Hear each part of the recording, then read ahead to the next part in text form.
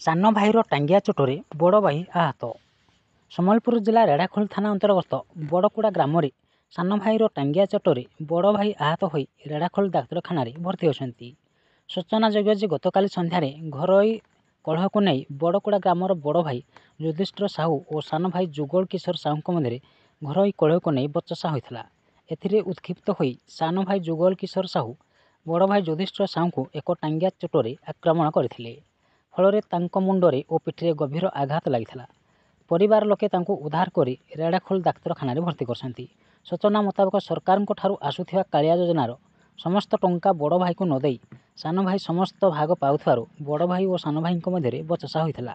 ଶେଷରେ ସାନ ଭାଇ ଯୁଗଳ କିଶୋର ସାହୁ ଘରୁ ଟାଙ୍ଗିଆ ଆଣି ବଡ଼ ଭାଇ ଯୁଧିଷ୍ଠିର ସାହୁଙ୍କୁ ମୁଣ୍ଡ ଏବଂ ପିଠିରେ 2 ଥର ଆକ୍ରମଣ କରିଥିଲା।